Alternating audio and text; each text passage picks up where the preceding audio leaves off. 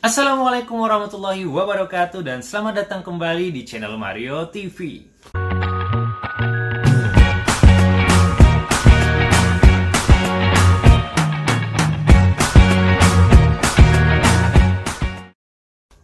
Oke teman-teman, kali ini saya akan membuat sebuah konten yang cukup berbeda dari biasanya.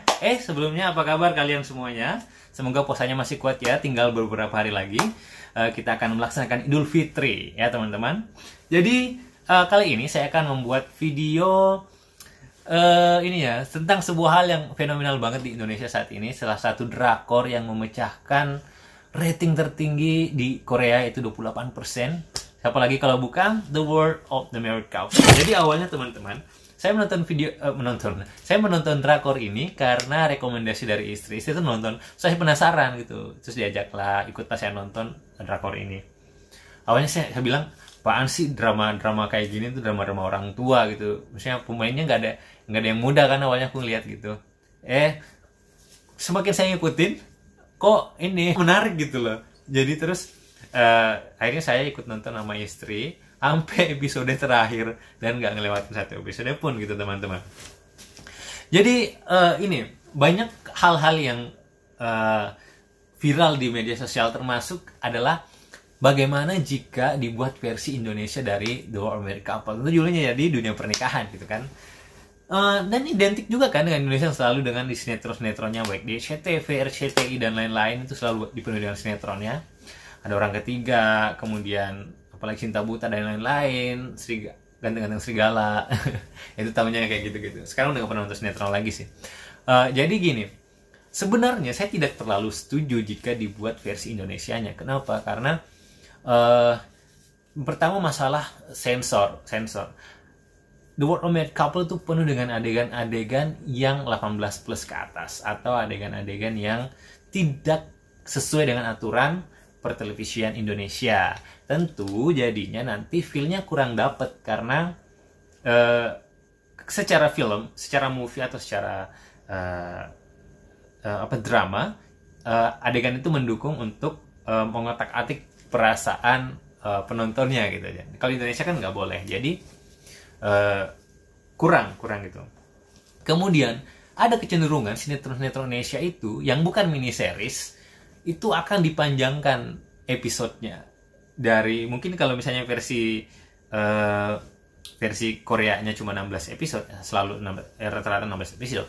Kalau Indonesia bisa jadi 100 episode, nanti ada bersambung lagi, ganti pemain dan lain-lain. Itu kecenderungan yang pernah ada di sinetron Indonesia. Jadi menurut saya akan sangat riskan juga kalau dibuat versi Indonesianya nih, nanti jadi aneh ceritanya, malah belok ke sana ke sini. Kayak tersanjung lagi. Sampai tersanjung 7 gitu. Oke.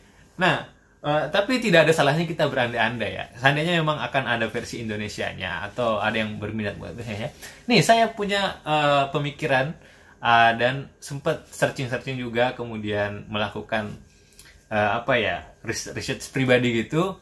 Kira-kira siapa sih yang cocok untuk memerankan The World of Married Couple jika dibuat versi Indonesia? Let's check it out. Yang pertama, kita langsung ke Dr. Ji Sun-woo sebagai pemeran utama ya. Nah, oke, untuk Dr. Ji Sun-woo, saya memilih Wulan Guritno. Jadi ini juga banyak dibahas di teman-teman baik TikTok, Twitter, ada beberapa thread juga.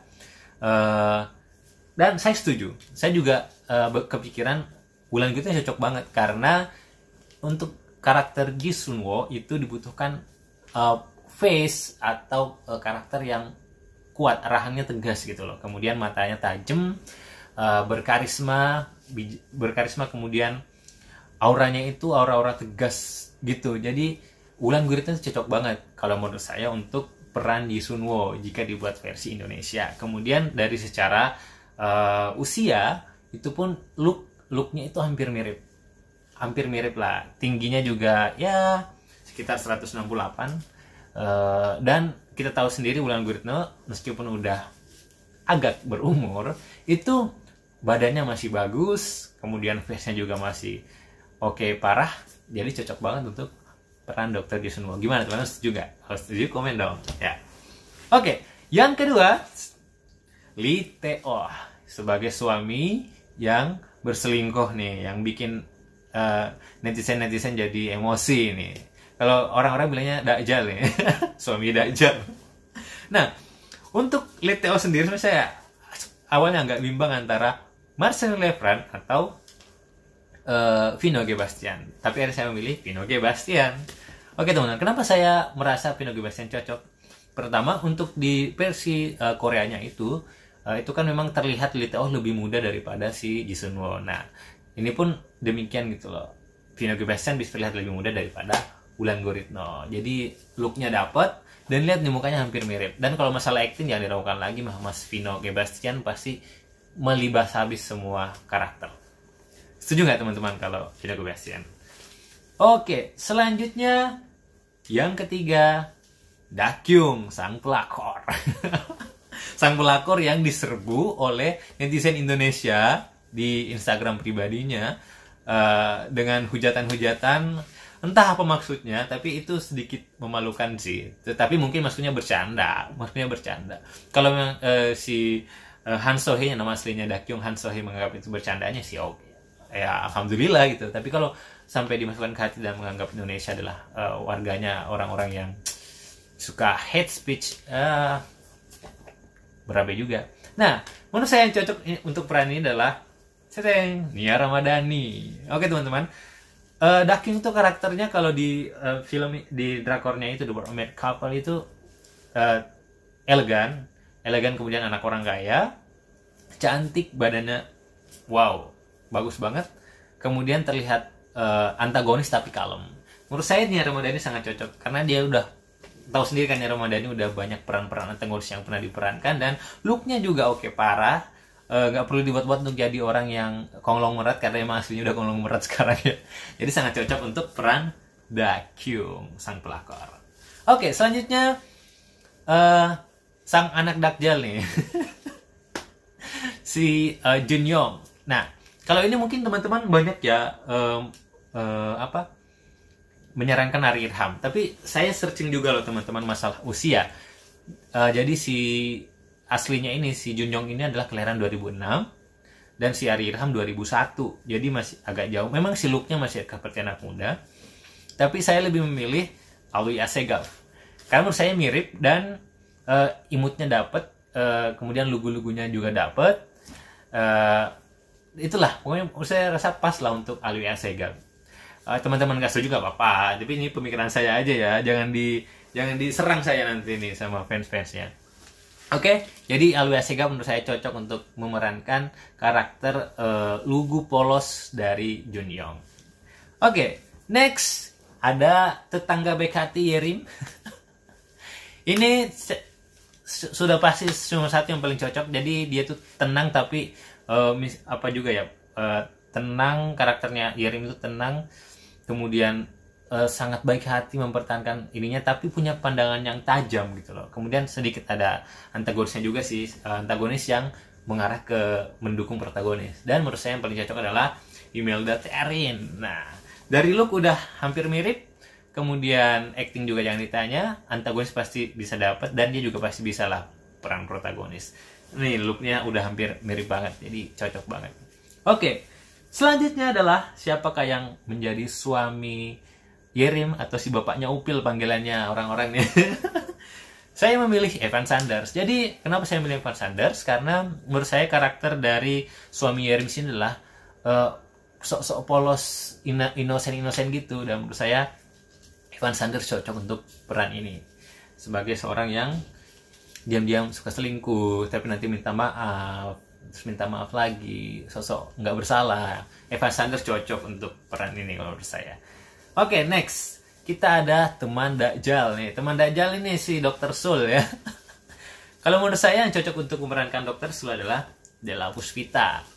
Della Puspita ya udahlah bisa untuk peran-peran yang pelin-pelan kayak gitu, kadang ke A, kadang ke B. Pokoknya ikut arus, yang mana yang menguntungkan dia gitu, karakternya Dr. Sul. Menurut saya Della Puspita sangat cocok untuk peran ini, dan masih terlihat sepantaran dengan Wulan Guritno ya, jadi pas.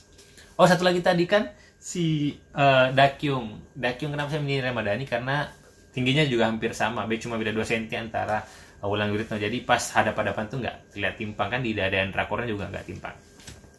Oke, next ada siapa lagi? Next kita punya pemeran dari bapaknya Dakyung, Ketua Yeo. Ketua Yeo ini saya memilih Tio Pakusadewo. Ini coba lihat teman-teman. Auranya udah hampir sama, jadi memang harus orang yang terlihat mukanya tuh punya power, kemudian udah usia segitu. Dan menurut saya karismanya dapat banget di Om Tio Pakusadewo, panggilnya Om. Memang Bapak Tio Pakusadewo. Oke. Kemudian ibunya. Nah, ini sempat bingung juga nih siapa nih yang cocok memerankan seorang ibu-ibu yang udah agak berumur tapi elegan, kemudian masih terlihat cantik. Dan pilihan saya jatuh kepada Ria Probo. Ria Probo. Ria Probo. Karena apa? Karena mukanya mirip banget sama si ibunya Dakyung.